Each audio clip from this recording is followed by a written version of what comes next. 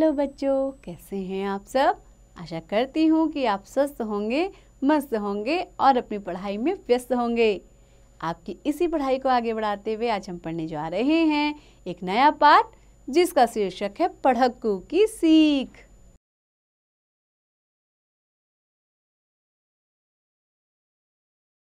तो बच्चों, इस कविता में कवि ने शिक्षा के महत्व को बताया है और अनुभव को सर्वश्रेष्ठ ज्ञान कहा है।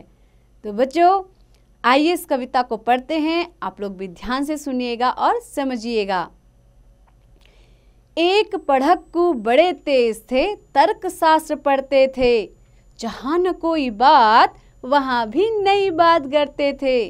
तो क्या कह रहा है कवि कि एक बहुत ही पढ़ाकू और तेज व्यक्ति था जो क्या करता था, तर्कशास्त्र पढ़ता था, यानी कि उसको तर्क करने की आदत थी। जहाँ न कोई बात वहाँ भी नई बात गढ़ते थे और जहाँ कोई भी बात नहीं होती वो अपनी तर्क शक्ति से वहाँ भी एक नई बात को गढ़ देते थे। एक रोज वे पड़े फिक्र में, समझ नहीं कुछ पाए। बैल घूमता है कोल्हू में, कैसे बिना चलाए। तो बच्चों, एक दिन क्या हुआ, वे सोचने लगे और उन्हें बहुत फिक्र हो गई कि भाई बैल बिना चलाए कोल्हू से कैसे घूम जाता है। कोल्हू क्या होता है बच्चों? तेल निकालने की ग्रामीण मशीन यानी कि जो गांव में मशीन होती है तेल निकालने के लिए, उसको कहते हैं कोल्हू। तो वो सोच में पड़ गए कि भाई बिना कोल्हू चलाए बैल कैसे घूम जाता है। कई दिनों तक रहे सोचते, मालिक बड़ा गजब है। सीखा बैल को रखा इसने, निश्चय कोई ढब है। तो कई दिन तक वो सोचता रहा और सोचते सोचते उसकी तर्क शक्ति ने उसे क्या जवाब दिया कि जो इस धरती का मालिक यानी ईश्वर है वो क्या है, बड़ा ही गजब है, बड़ा ही निराला है। उसने बैल को जरूर न कुछ सिखा दिया है। निश्चय कोई ढब है। ढब यानी कि तरीका। जरूर कोई ना कोई इसमें तरीका है, कोई ना कोई ढब है। आखिर एक रोज मालिक से पूछा उसने ऐसे, अजी बिना देखे लेते तुम जान भेद यह कैसे। तो एक रोज उसने क्या किया, मालिक से पूछ ही लिया कि तुम बिना देखे इस भेद को कैसे जान लेते हो। कोल्हू का यह बैल तुम्हारा चलता या अड़ता है, रहता है घूमता, खड़ा हो या पागुर करता है। तो वो पूछता है कि तुम्हें कैसे पता चलता है कि यह बैल तुम्हारा चल रहा है या फिर किस समय अड़ रहा है या किस समय घूम रहा है या फिर खड़ा है या फिर पागुर करता है। बच्चों, पागुर यानी कि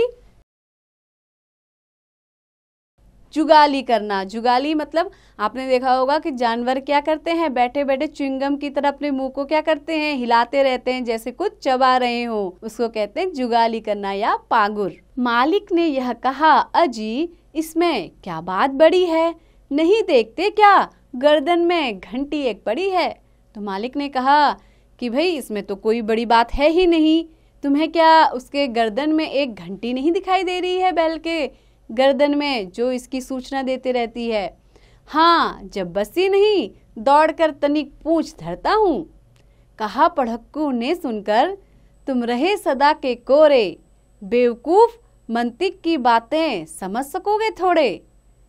तो क्या कहता है, मालिक कहता है, हाँ जब घंटी नहीं बजती बैल के गले से तो मैं क्या करता हूँ, दौड़ कर तनिक पूंछ धरता हूँ। मैं जरा सा क्या करता हूँ, दौड़ करके पूंछ को मारता हूँ बैल पर, उससे क्या होता है, बैल चलने लगता है। कहा पढ़क्कू ने सुनकर, तुम रहे सदा के कोरे, बेवकूफ मंतिक की बातें समझ सकोगे थोड़े। तो उसकी बात सुनकर पढ़क्कू ने क्या कहा कि तुम सदा कैसे रहोगे, कोरे। कोरे यानी अज्ञानी ही रहोगे, बेवकूफ ही रहोगे, मंतिक की बातें तुम्हारी समझ में थोड़े ही आएंगी। तो बच्चों, मंतिक यानी कि विद्वान व्यक्ति की बातें तुम्हारी समझ से बाहर हैं। अगर किसी दिन बैल तुम्हारा सोच समझ अड़ जाए, चले नहीं बस खड़ा खड़ा गर्दन को खूब हिलाए। तो क्या कह रहा है कि अगर किसी दिन तुम्हारा बैल सोचे समझे कि आज मुझे चलना नहीं है, मैं बस बिल्कुल अड़ करके खड़ा रहूंगा, बिल्कुल भी चलूंगा नहीं, और बस खड़े खड़े गर्दन को खूब हिलाए और एक ही जगह पर खड़ा होकर बार बार अपनी गर्दन को हिलाएगा, घंटी टुन टुन खूब बजेगी, तुम न पास आओगे, मगर बूंद भर तेल सांस तक भी क्या तुम पाओगे।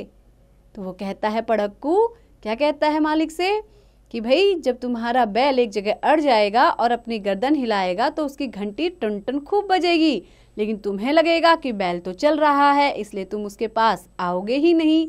तो क्या इस तरह संध्या काल तक भी तुम्हें एक बूंद तेल की प्राप्त होगी।